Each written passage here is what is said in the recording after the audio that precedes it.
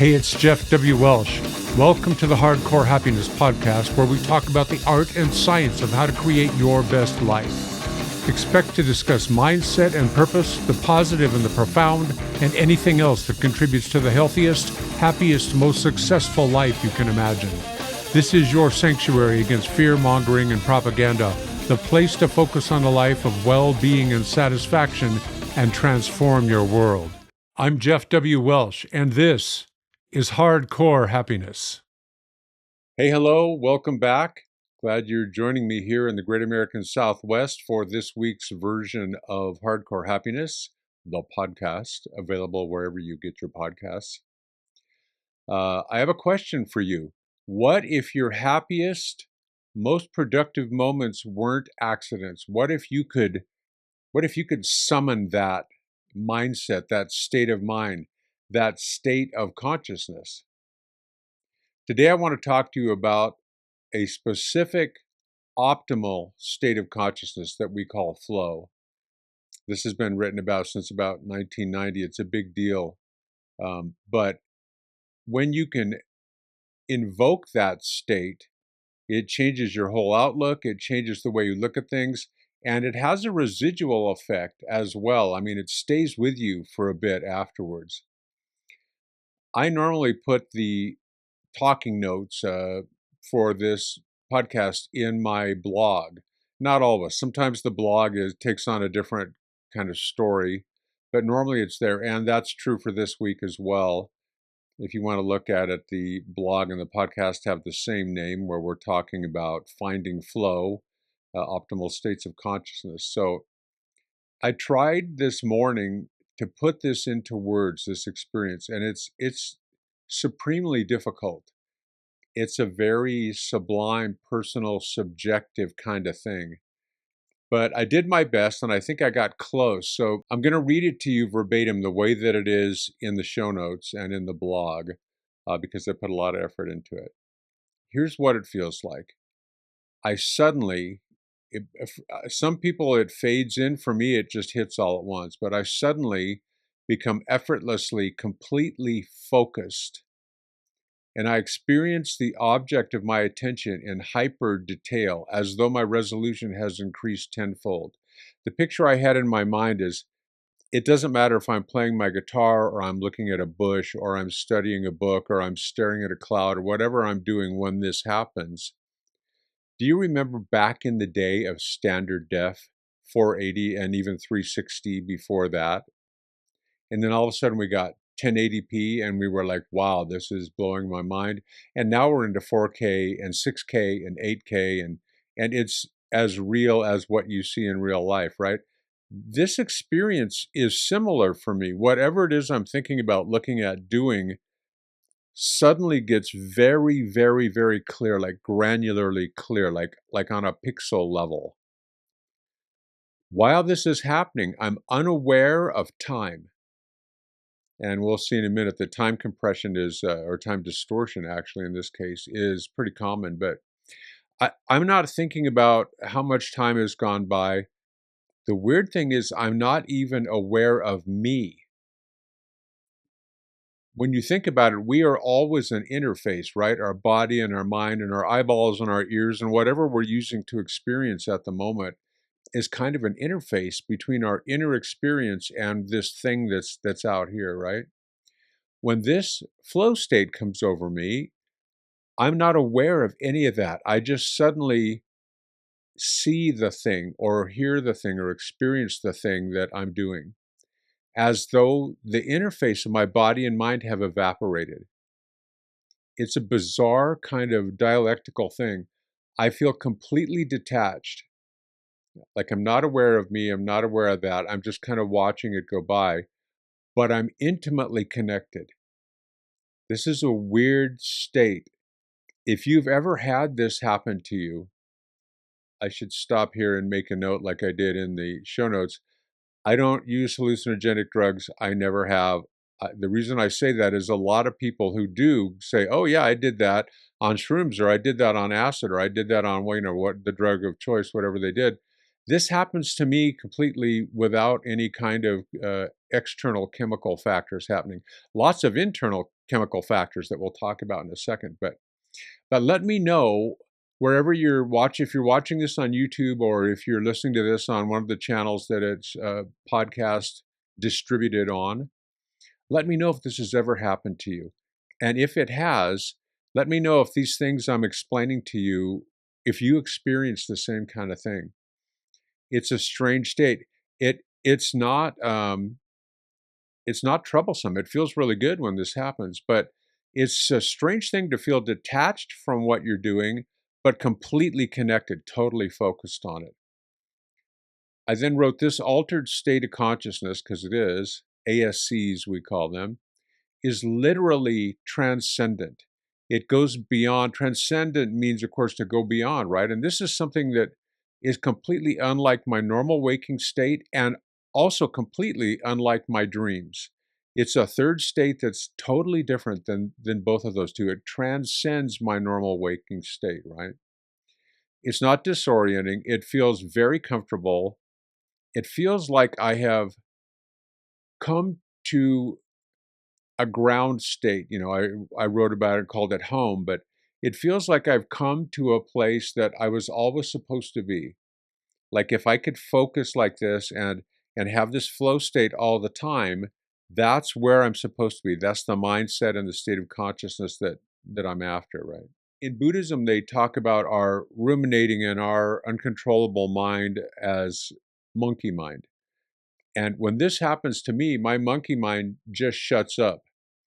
It completely goes away. I'm not looking at something and thinking about, okay, well, I've got 10 more minutes, then I have to go here and do that, like we normally do. We're always rehearsing. We're always looking ahead to the next thing, or worst case, regretting or thinking about something that happened in the past. When this flow state happens to me, I'm not thinking about any of that. I'm completely immersed in the present. The best way that I can describe it is that I'm in a state of pure presence. And the last sentence I wrote about describing this says it's an effortless clarity that I could not have summoned on purpose.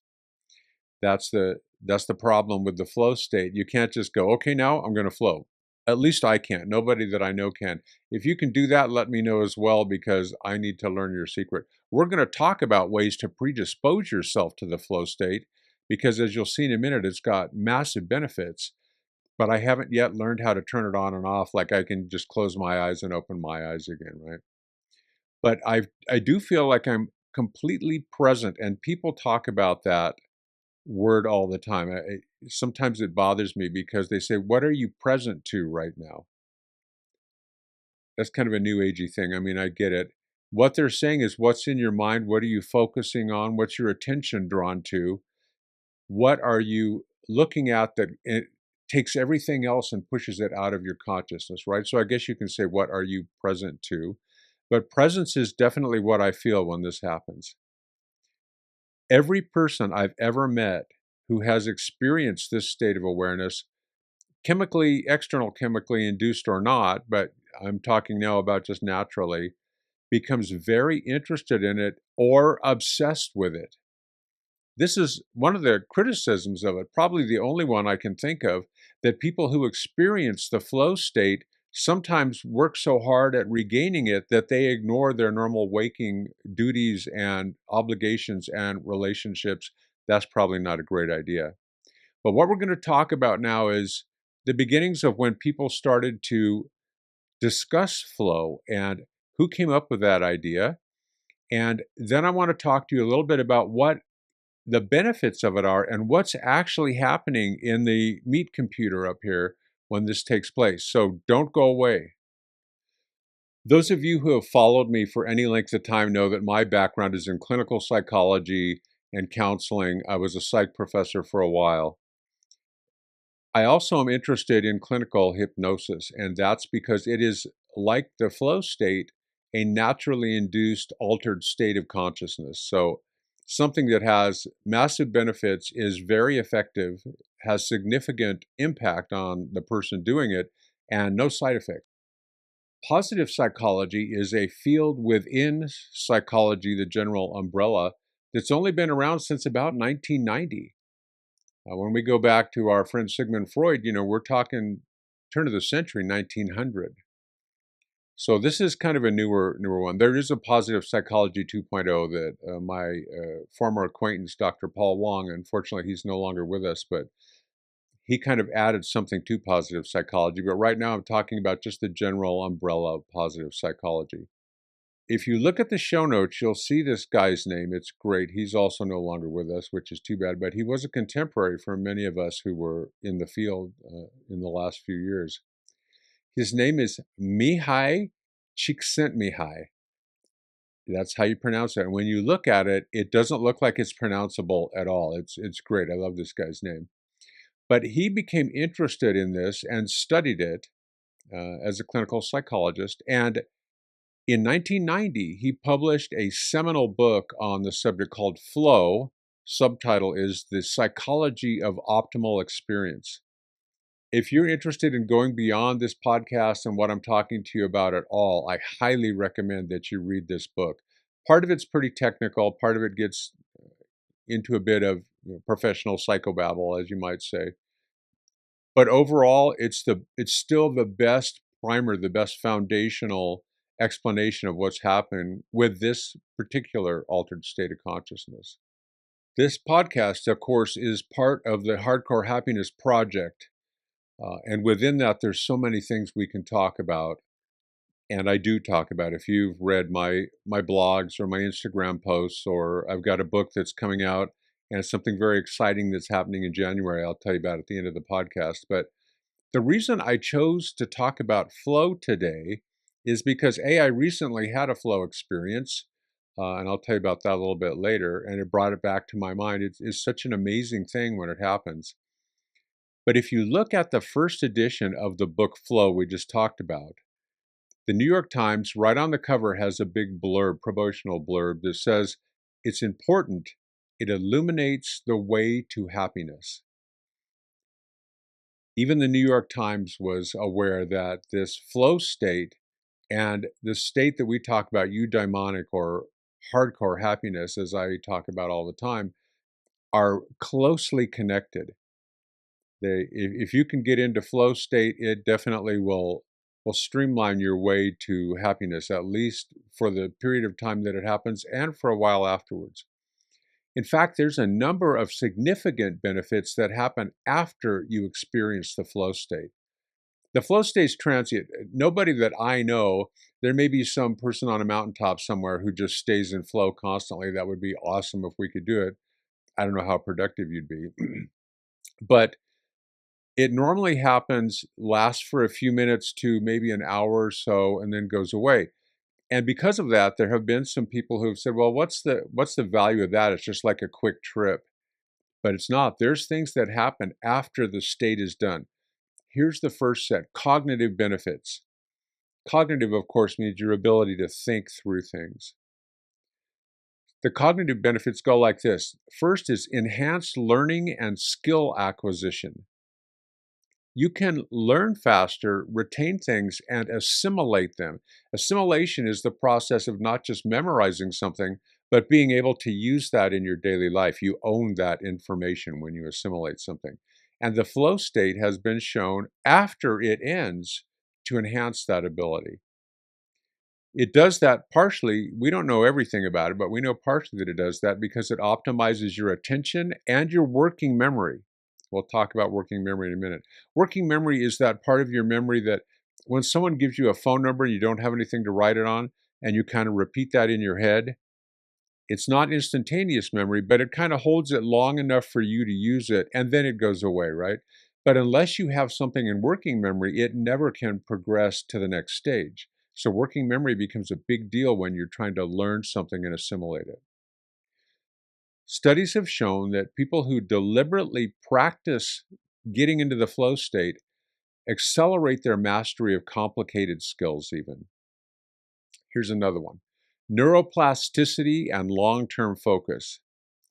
Neuroplasticity is the ability of your brain to physically and functionally move things around. If you're a very young person and you have head trauma in the area that speech normally develops in, Your brain can, in many cases, move that to the other side of the brain. Once you're over a certain age, we don't see that kind of neuroplasticity, but that's a very dramatic indication of that. Plasticity means plastic, movable, changeable, right? So neuroplasticity is a good thing because it enables you to create new pathways. We know that if you can stay in flow state for a while, there's a measurable increase in dopamine, which is your attention neurochemical, and norepinephrine, which is your excitement focus chemical, right? Both of those are involved in motivation and attention. Both of them, and especially together, promote neuroplasticity, and they reinforce the neural pathways, the connections in your head that are specifically related to what it is you're trying to do. Here's another one: improved executive function. Executive functions are the highest level functions. They normally happen in your prefrontal cortex of your brain. We'll get to that in a second. But the executive functions are things that talk about your control of thinking and your decision making and partially your creativity. And we'll talk about that a little bit more in more detail in a minute. And part of that is because in the flow state, you have what we call a hypofrontality. So sometimes all of this frontal lobe stuff gets in the way of you being creative and focusing. Hypofrontality means we can just calm that down a little bit. It's transient, but when that happens, it allows you possibly to have more flexible thinking. That's what it looks like when we study flow, at least. There are also emotional and psychological benefits beyond just your ability to think, right? Increased life satisfaction, who doesn't want that? And eudaimonic happiness. Eudaimonic happiness, I won't go into that whole concept right now. I've talked about it many other places.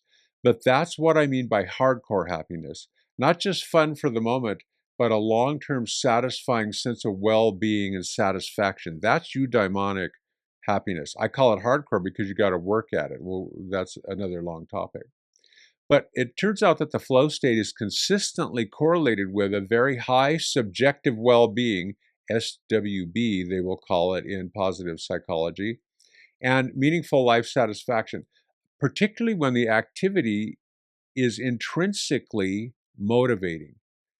Intrinsic means inside, right?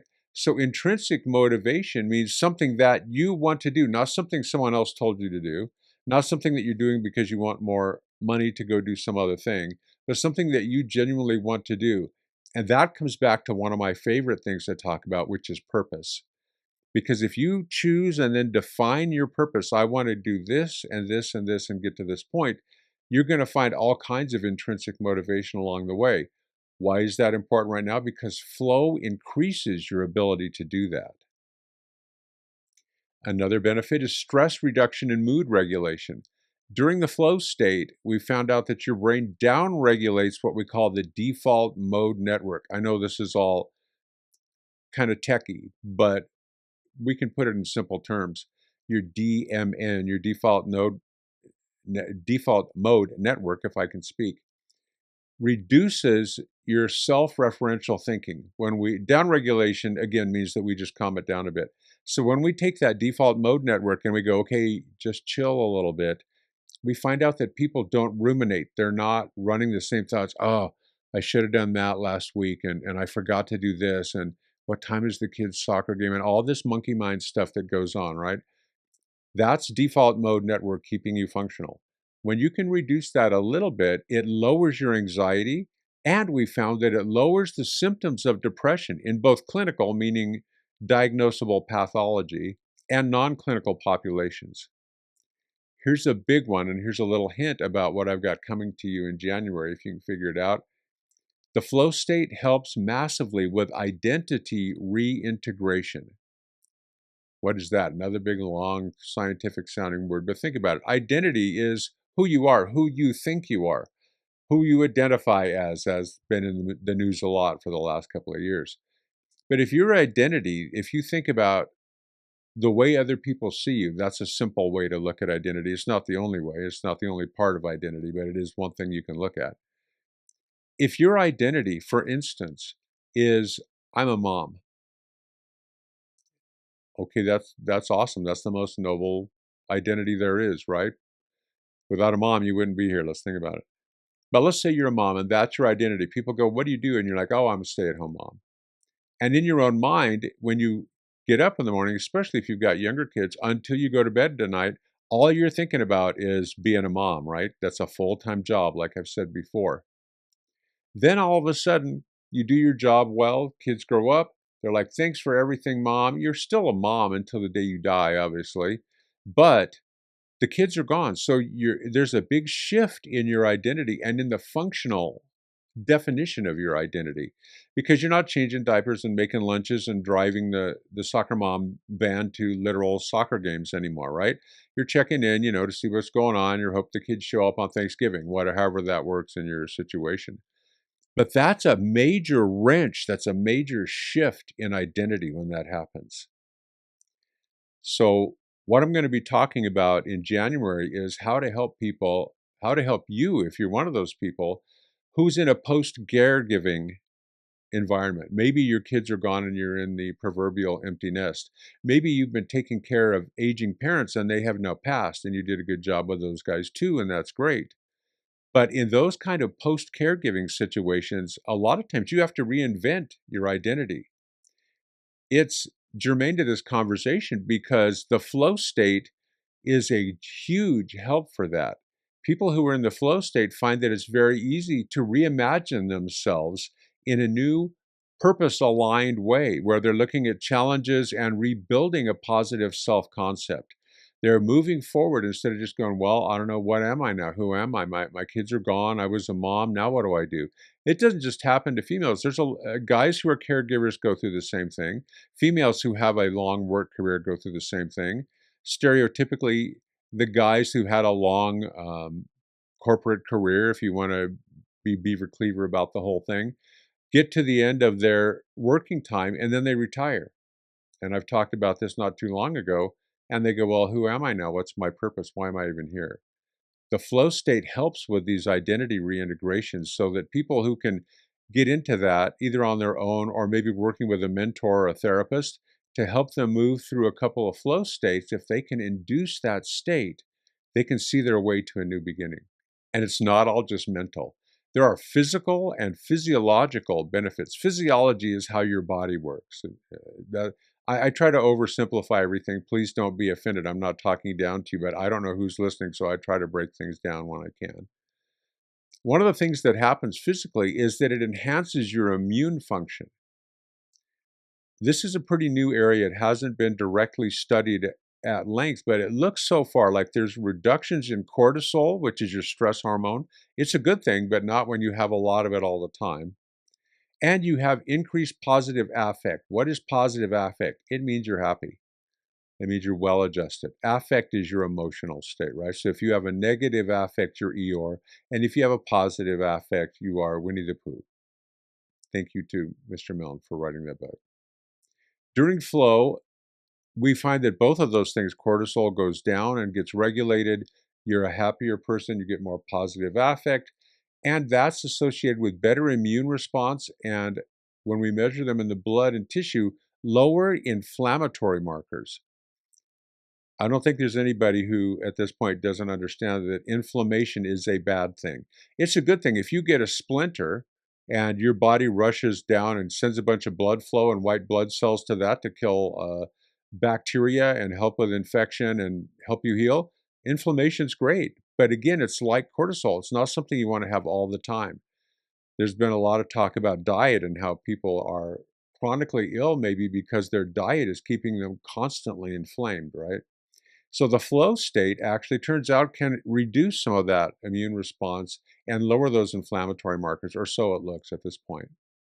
Here's another one: pain tolerance and recovery.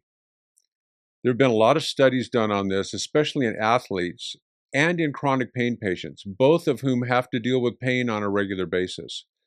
And we find out that when the flow state has been activated, when they can induce a flow state, they have higher pain thresholds. That seems to be due to the fact that they get more endogenous opioids. Endogenous just means it's built into your body. Opioids mean it works like morphine or some kind of opiate, right? and due to the endocannabinoid system. The endocannabinoid system is a system in your central nervous system, your brain and spinal cord, that is automatically built into you, and it reacts to cannabinoids like THC. That's where the word cannabis comes from. When you activate the endocannabinoid system and your endogenous opioid system, you feel less pain. Your experience of pain decreases. This can happen from flow state as well. This is a new thing. We didn't know that until relatively recently. Last but not least, you can regulate and balance your autonomic nervous system. Your autonomic nervous system is the part of your nervous system that just happens whether you're doing anything or not. You're not thinking about it. You're not like, I will now move my hand. Autonomic means it just happens automatically, right?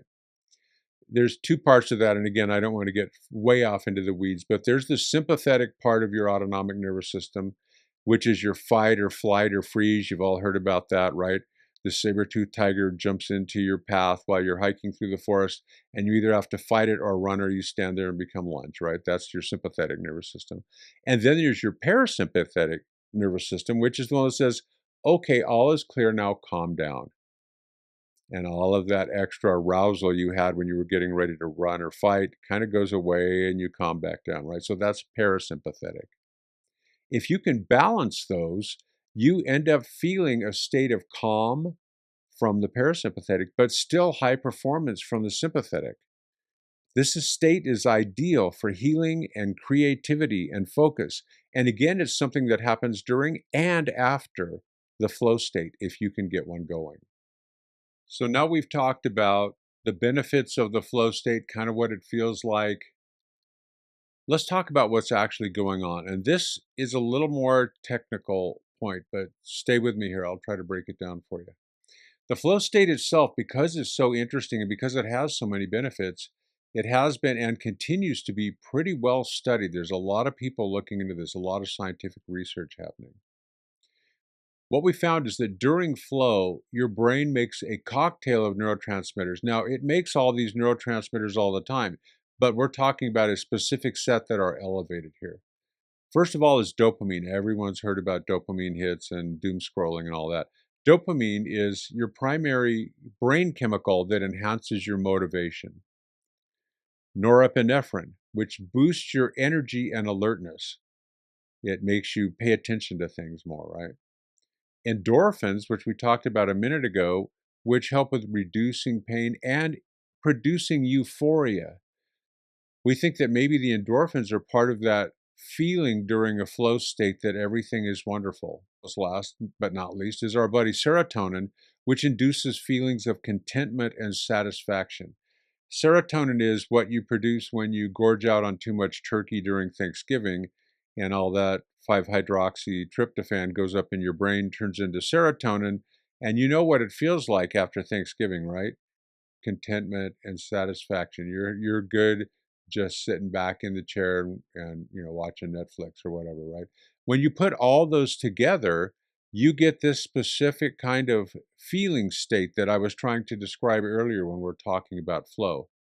So this other, more recently discovered enigmatic brain chemical is called anandamide, and anandamide goes a long way towards the reason that I think, this is just personal experience, that people who like to do hallucinogens compare that to the flow state. Anandamide comes from the Sanskrit word ananda, and ananda means bliss and joy and delight. And it's an amide, which just means it's got a little carbon-oxygen group hooked to it. But ananda is the thing here. It was discovered in 1992, like I said, pretty recently, by a guy named Dr. Raphael Mecholem. I hope I'm pronouncing his last name correctly. This is the scientist who also identified THC, which of course is the active compound in cannabis. And it turns out that, like THC, anandamide is an endocannabinoid, a natural compound that the body produces, though. Anandamide isn't something you inhale or that you ingest. Your brain makes it. And it hooks to the same receptors in your endocannabinoid system as THC does. It regulates mood and pleasure and motivation. Here's the interesting thing about it. It somehow enhances creativity and lateral thinking.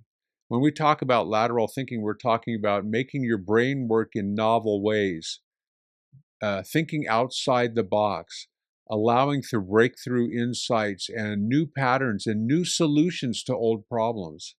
And as if that's not enough, anandamide apparently also reduces fear, further dampens your anxiety, and opens up playful cognition. When you're faced with a problem, a puzzle, or a challenge, a big hit of anandamide tends to have people think of more interesting and newer solutions to those problems. So you put all that cocktail of things together, and suddenly you can understand why the flow state feels like it does and why it has the effects that it does. Unlike dopamine, which is a motivator again, and norepinephrine, which is an energizer, wakes you up, focuses you, anandamide softens and broadens your consciousness. It spreads your focus out a little bit and allows you to think about things in new ways. It's a neurochemical that makes flow not just effective, but also joyful. That feeling of bliss, the molecule of bliss actually is what they call anandamide. Doesn't last too long, but it's powerful. And it's one of the reasons that people who have entered into a flow state want to experience it again. It feels good. Who doesn't want to be blissed out, right? Now, while all this chemical stuff is going on in your brain, the prefrontal cortex, the part of your brain up here, which is the seat of your inner critic, right? It's the source of rumination. It's your inner voice telling you coulda, woulda, shoulda, right? Powers down. This is what we talked about a minute ago. This is what we call transient, meaning it doesn't last very long. Hypo, meaning downward, less. Frontality. So transient hypofrontality means that while all this chemical good stuff is happening, this front part of your brain just kind of chills out a little bit. The upshot of that is your brain stops looping and your anxiety decreases, and that all those neurons, that system then becomes available for action, and joyful action and playful action and action where you think outside the box and create new solutions to problems. So at this point, there's a good chance that you're thinking that all sounds pretty amazing, and there's no side effects because it's not external. Again, it's intrinsic. It's something that when the flow state happens, it happens inside of you. You don't have to take a pill or get a shot. The question then becomes, how do you get some? How can I do that? Like, this sounds pretty cool. What do I have to do? Unfortunately, we don't have a magic button where you can just suddenly get into a flow state, but we do know things that make you more likely to get to a flow state, and you can optimize your chances by changing things in your daily life. Flow is not just a luxury of artists and athletes. It, again, is your brain's natural performance mode when certain conditions align. Here's how you can set those conditions to align and some things for you to think about. First of all, let's talk about your psychological state, your mindset. How can you change your mindset to be more likely to get this flow state going? Flow states happen more often when you choose a difficult but not overwhelming challenge. It's best if it's something that you have worked at. If you're good at a certain thing and you push yourself kind of to the edge of your ability in whatever that skill set is, that's a good place that will likely cause a flow state to happen. If it's too easy, you're going to get bored and it won't do anything for you. If it's extremely hard, like if it's way beyond where you normally perform at in whatever the skill set is, then you're going to become anxious. Researchers call this the Goldilocks spot, where your abilities and the difficulty of the task are closely matched. Has to be kind of right on that edge. When you do that, you want to ensure that you have clear goals and immediate feedback. That's another big deal. Your brain likes to be rewarded. It likes to have feedback on how did I do? Am I doing this correctly? Your brain likes structure, right? So if you have a defined objective in this task, for instance, I want to play tennis, I want to get to a certain level of tennis. I'm not a tennis player. I'm not sure what that would be, but if you're a tennis player, you want to push yourself right to where when you're bringing your A game, that's about how well you play. You want to define thing. I want to beat this certain person. I want to uh, score so many points, whatever it is. So have an endpoint where you can know if you've met that or not. That if you have a defined objective to know when you're on track, it'll help you stay immersed, right? It'll help you focus. Another thing is that flow loves this intrinsic motivation that we talked about. You're more likely to experience a flow state when you want to do whatever it is you're doing for its own sake. Autonomy, curiosity, mastery, all those things play into purpose, again, talking about that. And I'm going to tell you an example in a minute of when I routinely get into a flow state and see if you can go back and identify some of these points that we've been talking about. And you'll understand, okay, yeah, he's checking the boxes when that happens. And it doesn't matter what you're doing. In my case, it's a specific activity, but it can happen with anyone. It happened to me once as I was walking to class at UCR, at University of California, Riverside. So you don't have to do that. But again, we're talking about what kinds of things can make it more likely for this to happen. It's very important that you have a sense of control over the whole thing, like you can impact the outcome, like you're steering the ship, right?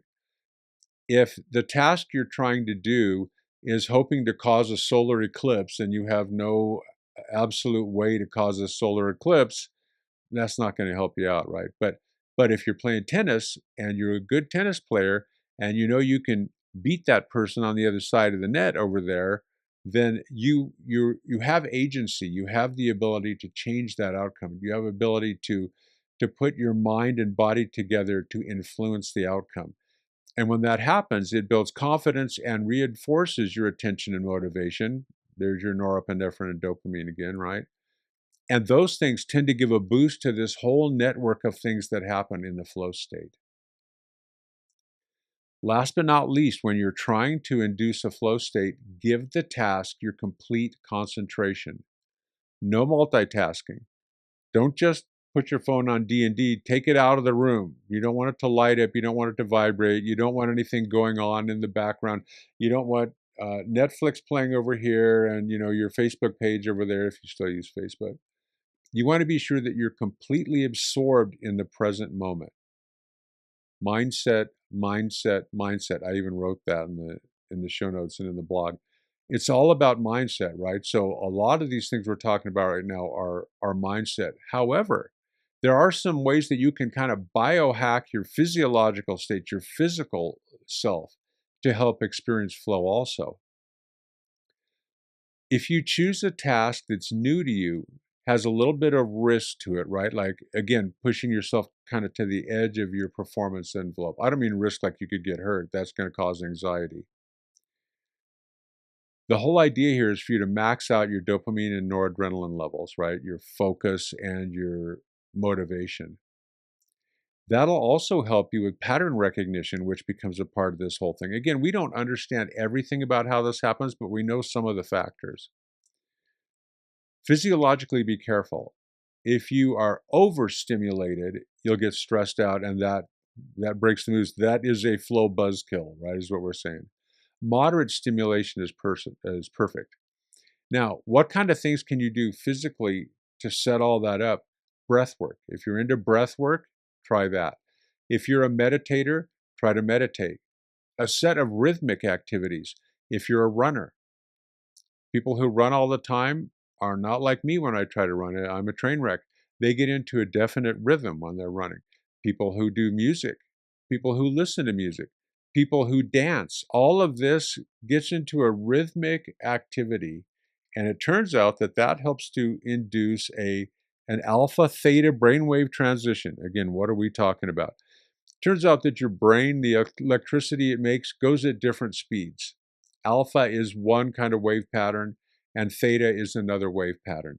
And when you can get your brain, by doing rhythmic activities like this, to that place that's kind of going back and forth between them, you end up with this relaxed alertness that we talked about. And the theta waves, the slower, deeper waves, can create an intuitive kind of dreamlike focus. And bam, that's a major trigger for flow. People chant mantras, right? Especially in non-Western religions, at which you can find in the Western world, of course. But but these kind of things that are repetitive and rhythmic and have to do with breathing, that's a major one to help all the rest of the things that we talked about then take place. And of course, take care of yourself. The regular things like regular sleep, regular exercise, even fasting can help because when your gut's not working on a bunch of other stuff and maybe you have indigestion and maybe you have bloating and maybe you have the stuff that happens when you eat too much, all of that can get out of your mindset if you fast some. Again, this is not medical advice. If you have sleep problems or you're not sure if it's okay for you to exercise or fast, please go see a licensed healthcare professional and do some research. All of those things, sleep, exercise, fasting, can help regulate your baseline levels of cortisol and that inflammatory response we talked about.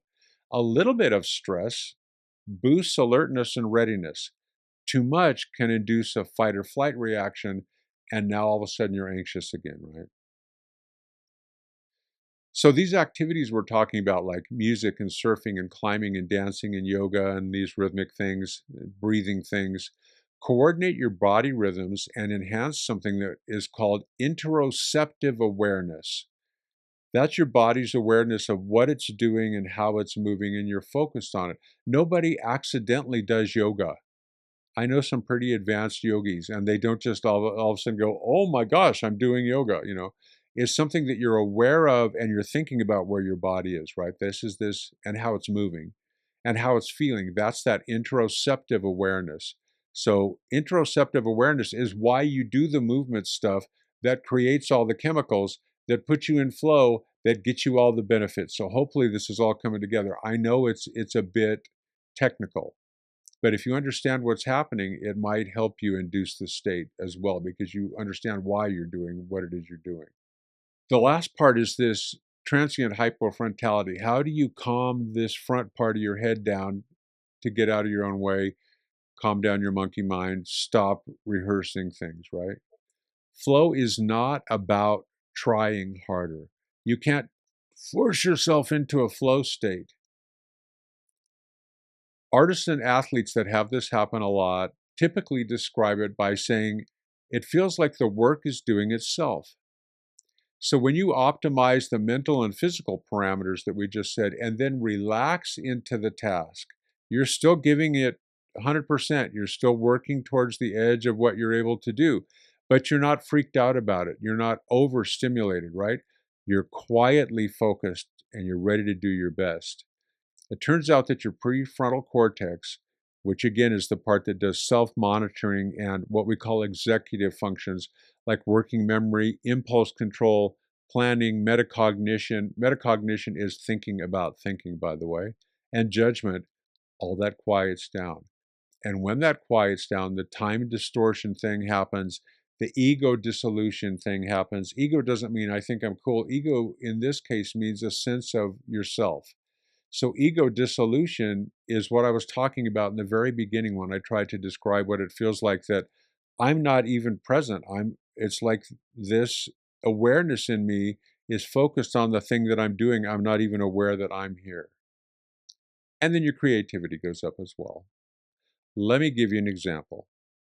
I don't know how it is for everybody, but for me, flow states kind of come, they always come suddenly, but they come in different levels of intensity, I guess I would say. I've had some profound ones that I will never forget, and I've had some that were, they're all profound, but some that were not as intense, some that I was just aware of, wow, this is awesome. I'm in a flow state right now, right? So they're kind of different levels of intensity for me.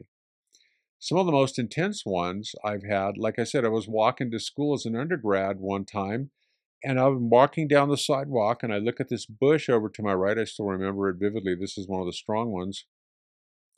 And I don't remember stopping. I don't remember myself thinking, oh, me have to look at this bush, this really awesome looking dark jade green colored bush. I just remember suddenly feeling like I was vibing with this bush and I could see it like a microscope. It was incredibly clear to me. And again, the feeling of me disappeared. It only lasted maybe 5 or 6 minutes. I'm sure I looked pretty interesting standing there staring at a bush, but it happened. One time I had a massively powerful flow state happen while I was driving through a storm in northern New Mexico.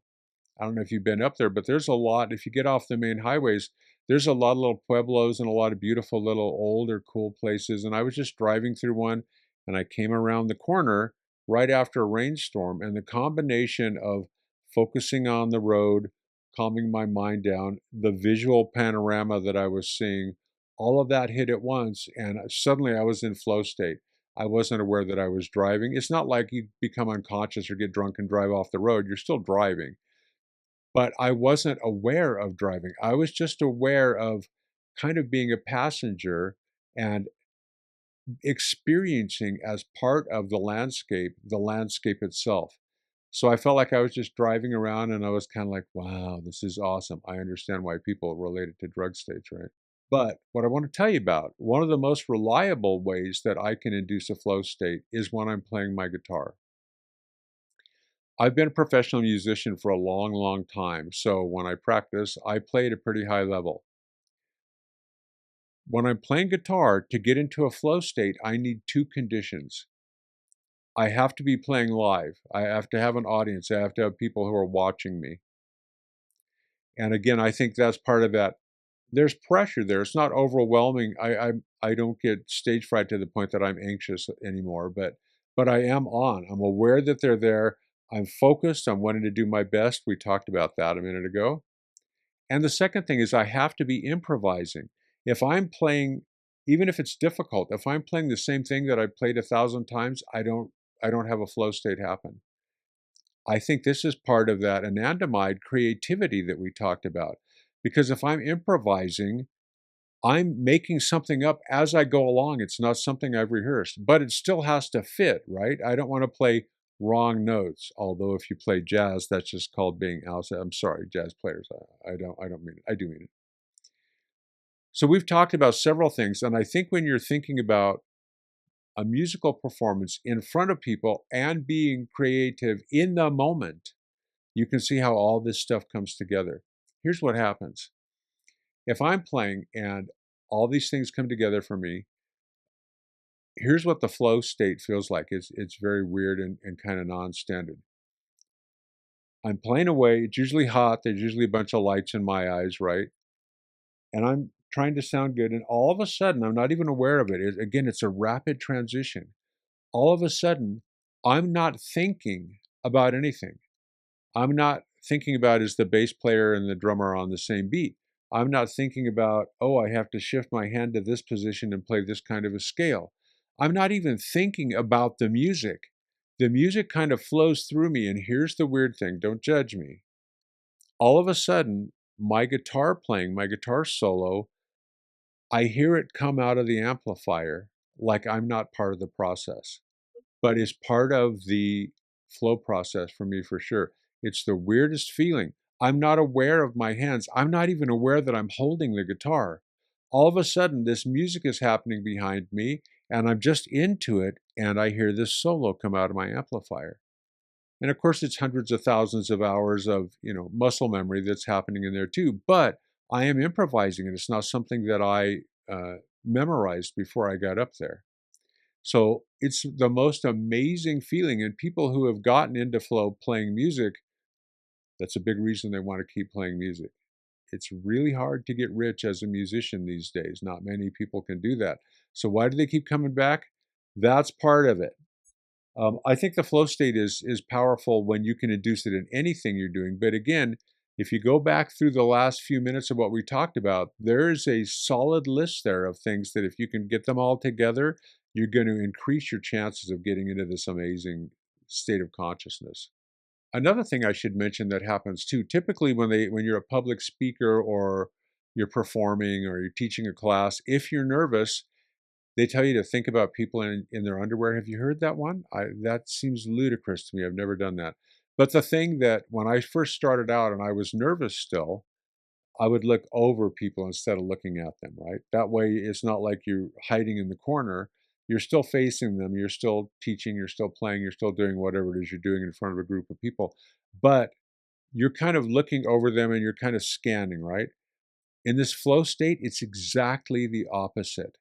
While I'm playing away and this music is just coming out of me and I'm not really thinking about it, I find myself focusing on different people's eyes.